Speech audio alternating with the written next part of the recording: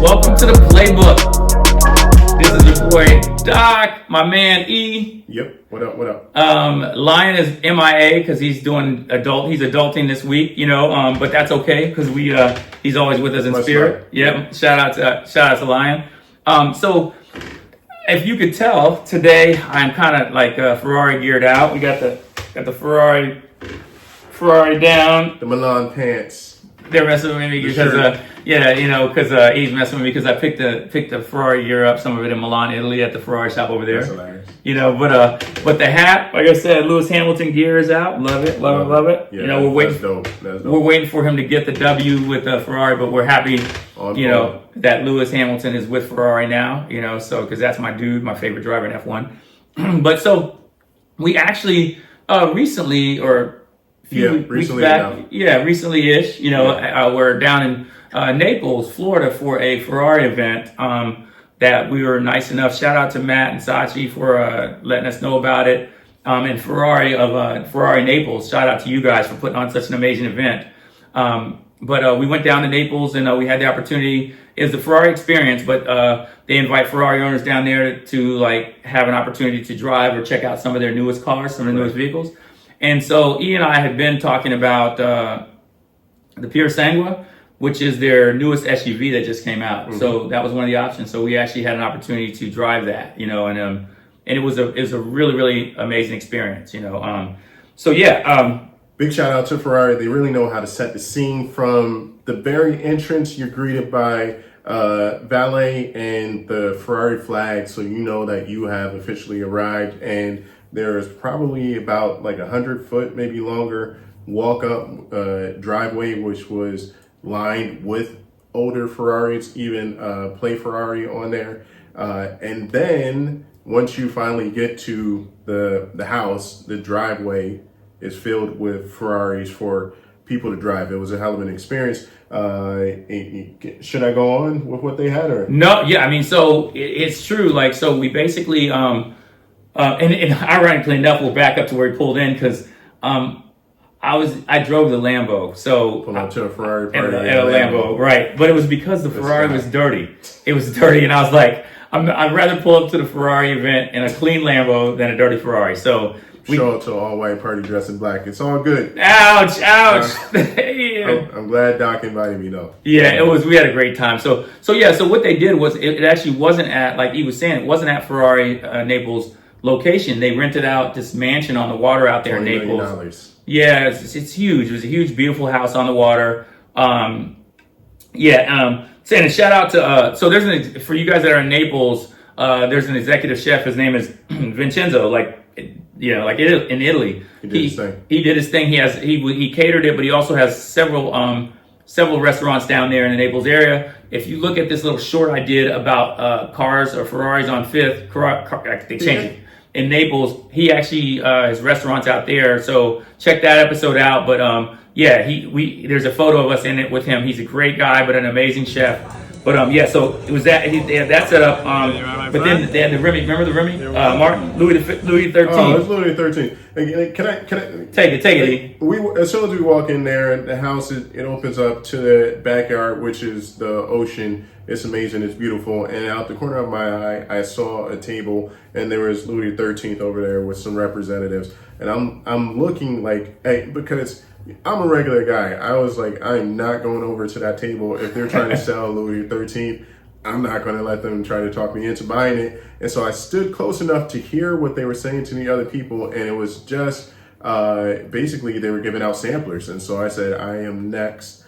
And boy got his first chance at Louis XIII for free. And you know what? I came back for another. We got the second chance at Louis XIII for free. It was delicious. Yeah, because I was driving, so I didn't know. Well, that's the other thing. Shout out to the way Ferrari organized it. So there was alcohol. There was open bar in general there, but there was the Louis, but there was also an open bar with the food. For sure. So if you were going to actually drive one of their vehicles, you had to have a specific wristband on additionally. So you were not supposed to be served any alcohol, and it was to show you didn't consume any alcohol, which was smart and responsible of them to do it that way. So that was really, really cool. Side note, hey, big shout out. Very, very grateful for you bringing me down there to this event. It was a hell of an experience. But here's the ungrateful moment because Doc test drove the Purasangue, which was amazing. It was just insane. Sorry about that. Wait, I got suction. you. Okay. I got you. I just wanted to hear the engine. That's why I rolled it down.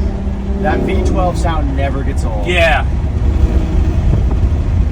But you can see even at 5,000 pounds, the car doesn't feel heavy heavy. and slow. It Right. feels nimble. Right. Because first and foremost, it had to be a Ferrari. Right. However, there was a chance where I could have driven if there was if I filled in for Doc's lovely wife, Uhuru, and she wasn't going to drive. And when I filled in, that part didn't get updated, so I was a non-driver, and I could have driven a Ferrari. It would have been an amazing experience. Even sitting in a Ferrari was an amazing experience. I love the whole thing. But imagine driving a Ferrari. That's my one ungrateful moment for the segment. Go on. Now he's made me feel bad, so I'm gonna have to let him drive my Ferrari late after the show today. So we'll fix that. But yeah, but it's true because we was like, I don't want to drive it. I just want to hang out with you guys down there. We're hang out with you. So when they switched the names, in a moment, I really didn't know because I was just like, you're the potential Ferrari buyer, so it's like it's all good. But hey, if they're giving out free rides, I would have test driven a Roma all day. yeah, because that's something you were actually curious about and interested in, and they had them down there as well. Yeah, so again, the logistics. I apologize for that oversight. The whole experience was insane. It was so like you said, like he noticed the Louis the 13th. I actually noticed the water and the DJ because they had a great DJ. I'm a music guy, and the DJ was phenomenal. Yep. Female DJ, she was jamming. She set the vibe. A lot of these female DJs now are doing their thing. You know what I mean? For sure. I still don't think they want to battle your boys on the real ones and twos with all these electronic beat matching because get out the Technics 1200s in the freaking Newmark mixer. Hey, Beck says she got money on the other DJs. Don't do it. Don't bet on them. Always bet on black. Passenger 57. Passenger 57, baby. But yeah, so no, it was, the DJ was phenomenal. The vibe was nice because it was like afternoon, evening down into the sunset, Yep. The music was great. The food was great. The ambience was great. There was art all over the place. Like you said, the gourmet chef was there. And their sales reps that they have. They're sales reps. These guys have sold exotic cars, some of them for like 30 years. The stories that they have, insane. Like knowing celebrities, first name basis, and crazy things that they used to do, insane. Just wow. And then the people that were there, I mean, I met the guy that now owns the hospital that I was born in.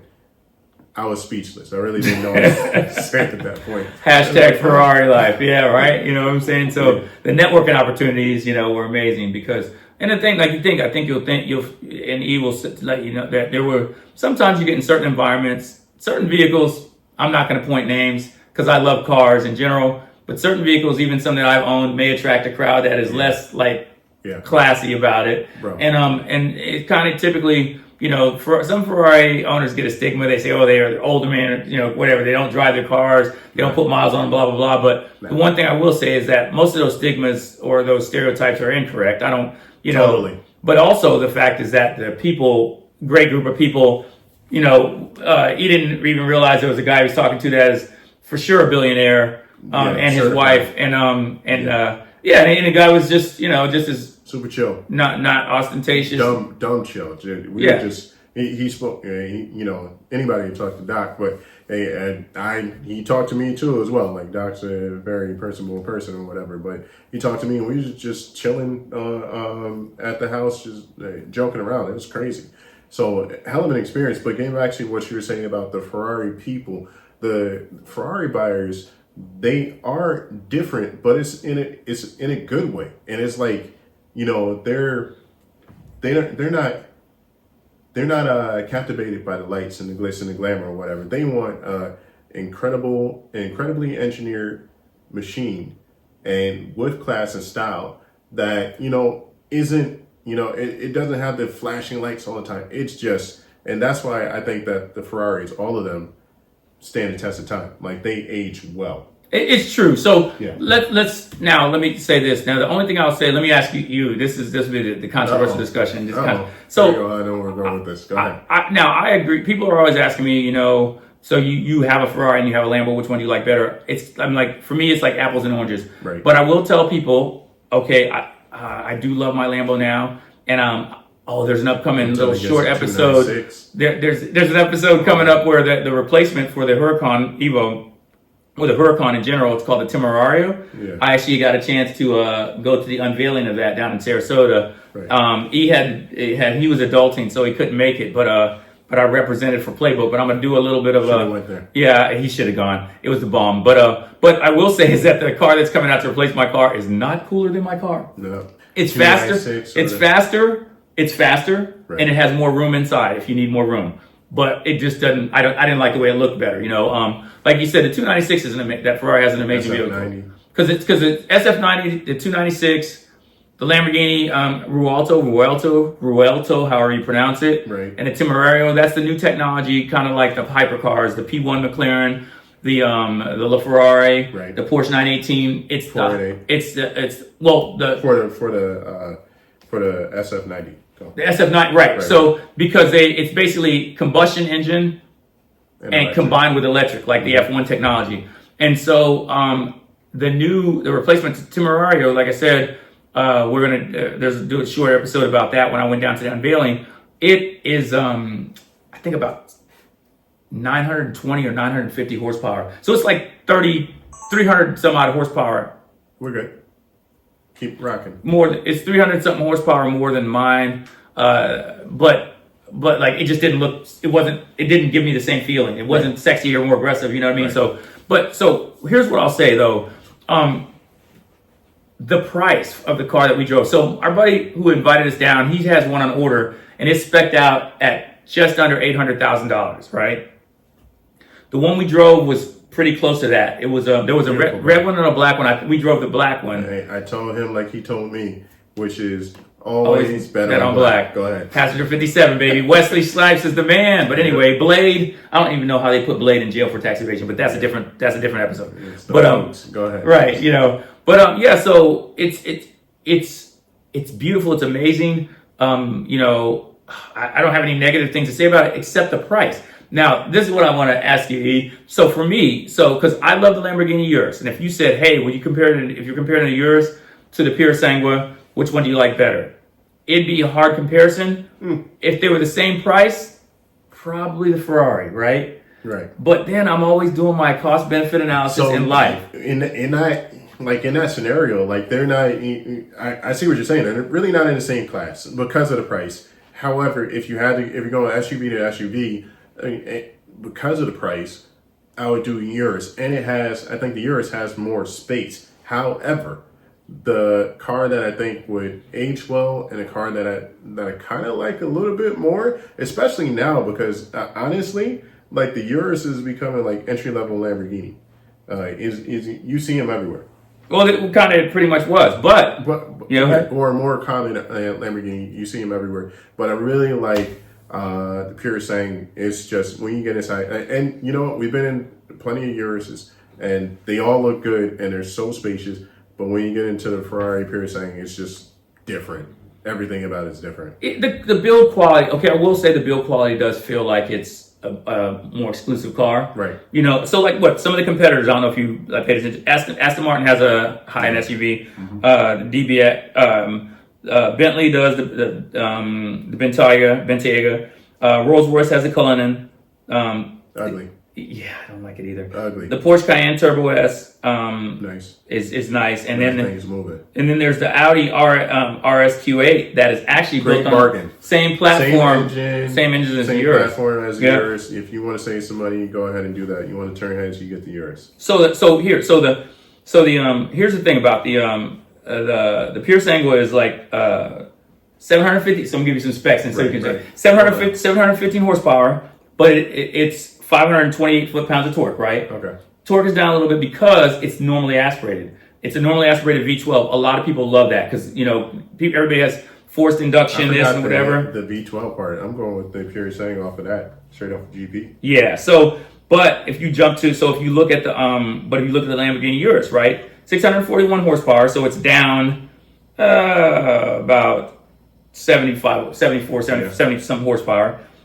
But let me see, the torque on that is, let me see if I can find the torque. Can't find the torque on the regular one, but the 0 to 60 time, according to like Car and Driver, is actually 0.1 second faster than the Purasangue. Purasangue was roughly around 3.2. The Urus is like 3.1. But this is the other thing for the Urus. The Urus has the SE coming out. It's a hybrid, and it's the technology that has the combustion engine, and it's in that one. Be even better time. It's going to be 789 horsepower. It's going to be up over, and it's still going to be half the price of the Purasangue. So what are you doing? What are you going to do? If money was no object, then first, but yeah. Okay, so here's what I do. If money was no object, buy both of them, and we don't have the tariffs bringing the price up another $50,000 to $100,000. Yeah, money's no object. Here's what I do. I buy the Urus, and then I go and cop the Roma, because that's about the same price that I would spend on the Purasangue. Yeah.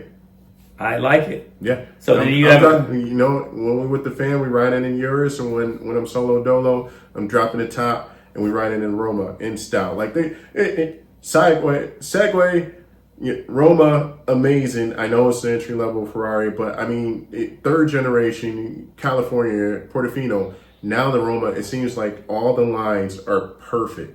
The grille is perfect. They fixed the tail lights from the California, perfect. They got the hard top. No, it's not hard top. The soft top. The strictly soft top on this one. I'm sort of like, but it fits perfect with it. Everything in the Roma, amazing. Love it. But that's how, not to digress and go like down a car rat wormhole. So like the first really cool, impressive hardtop convertible was done by Ferrari, right. And that was on the 458. Right.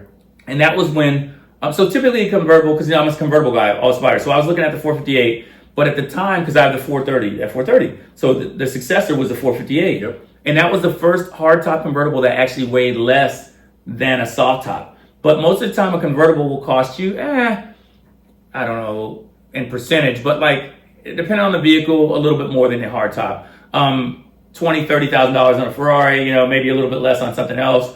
But with the 458, because of the engineering and everything that went in the top, the convertible in that particular vehicle could be like anywhere between 80 and 100 grand more. Right. So that was a lot. So it's just more expensive to do the hardtop convertible that's light enough to not hurt the performance. Right.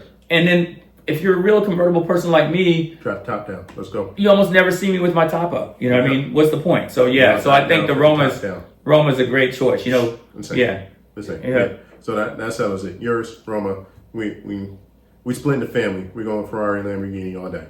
See, and then you have the best of both worlds. Yeah. Done deal. Yep. So well, we're gonna, there's to be some pretty cool B-roll for you to check out of us driving it, so you can see what it looks like, and you'll see some of the stuff we're talking about, the setting at the mansion, and some of the great people in the Remy folks. Shout out to those guys and hooking E up. I was probably about another 2 years away from before I would have Louis XIII. So I'm glad we got it a little bit earlier. Nice. Yep. Well, shoot. So check it out and let us know how you enjoy the episode, and we'll see you next time. Later.